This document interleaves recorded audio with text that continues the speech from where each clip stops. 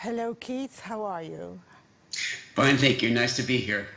Long way away, but you sound like you're next door, which is brilliant. And Oh, great.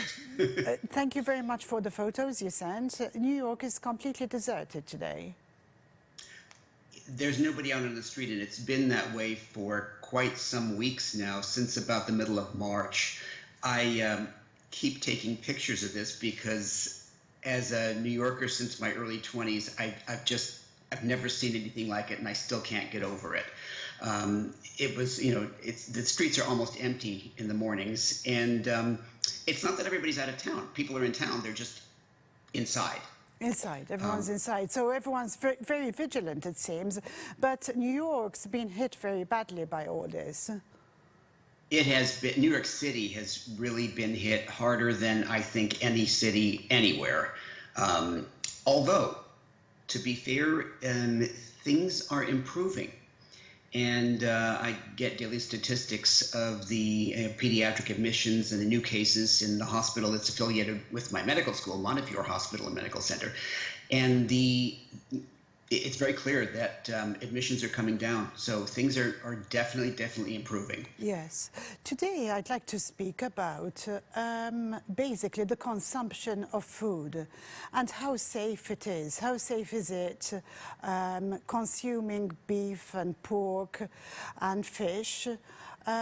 Because obviously you're an expert in this. And how affected is it by the COVID virus? Is it safe for people to eat? Absolutely. And this is not a virus. By all the reports that are coming out of the Centers for Disease Control and the Food and Drug Administration, this is not a virus you're going to get from food. Which, I always hesitate to say that bit, but let's just say that, is there a risk? It sounds like it's a hypothetical risk. It is not necessary to, I just read a report recently that it was not necessary to start wiping down your groceries and all of that. What you need to do is wash your hands. That is the most important thing. People don't need to be feeling that their groceries are radioactive or anything like that. Food is safe to eat. Fresh produce is very safe to eat. While the supermarkets seem to be running out of many canned goods, canned and frozen fruits and vegetables, produce is perfectly safe to eat, as are pretty much all foods. We have a really safe food supply. The problem, though, is keeping everybody properly handling food. Yes. But that goes whether there's coronavirus or not. I mean, we all have to handle our food very safely. In fact, this is a sort of lesson for us. I understand also that in New York, the same as Malta, the flour has disappeared off the shelves, as also the yeast. Everyone's baking bread at home. It is astounding. I've always been for some years now, baked bread, but it's impossible to find yeast. And I had actually some people mailing it to me from Tennessee. It's a joke among us. Yes. And yeah, flour is in better supply now, but when you see it, if you need it, you better get it, because it doesn't always stay on the shelves. Yes. Yeast, I don't know when it's coming in. It seems to come in and go out immediately. Sure. Can I ask you about fresh fruit and vegetables? Because I've also come across many people with queries saying that at this time they prefer frozen vegetables, frozen fruit, or canned fruit. Is there any reason for them to prefer that sort of fruit than fresh fruit, for example? Fresh fruit, fresh vegetables are all safe to eat. You wash them like you would anything else, but this is not a virus you're going to get from food. And the reason is that the virus, even if it got into your stomach acid is going to kill it dead. And that is really what is the report coming from the CDC, is it is just not a virus you're going to get from food. So I'm buying fresh fruit and vegetables whenever I find them. I had fresh fruit this morning. I will continue to do so.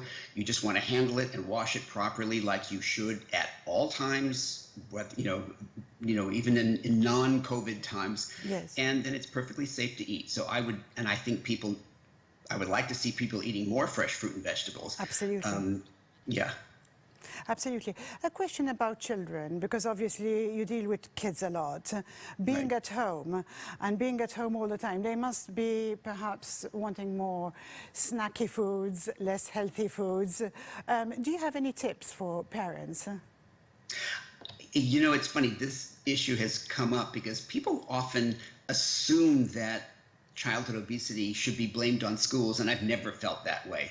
With schools, I mean, it's often the only 6 hour period of the day when children are eating only once. Now that they're home, they may be distracted easily, going constantly to and from the refrigerator and not having as much physical activity outside. So I'm more concerned that kids end up gaining weight because they're home so much and doing a lot of snacking. Best thing parents can do, stock the house with fresh fruits and vegetables that your kids like. Make specific snack times, just as though they were in school, and try to keep their routine as similar as possible so that they get up every morning at the same time, they go to their classes online, etc., or whatever the online routine is, but keep that routine as similar as possible to their regular school day, and that includes meals and food. Sure. And also, when kids are home, now that they're home and you want to keep them busy, this is an opportunity to cook with them so that you can get them started being comfortable in the kitchen and starting to prepare family meals. Kids are more likely to eat what they help prepare, and this is a perfect opportunity to start them doing that. Thank you very much, Professor Ayoob. This is a very brief interview today, but I hope to be in touch with you again so that we can have some more information. Thank you very much. Good evening. Thank you very much. Anytime. Thank you. That was Professor Keith Ayoob from the Albert Einstein University, the School of Medicine in New York City. I hope you enjoyed the interview. I look forward to seeing you tomorrow at 7 p.m. The evening news will air a bit later tonight. I'm Hogg for Net News. Good evening.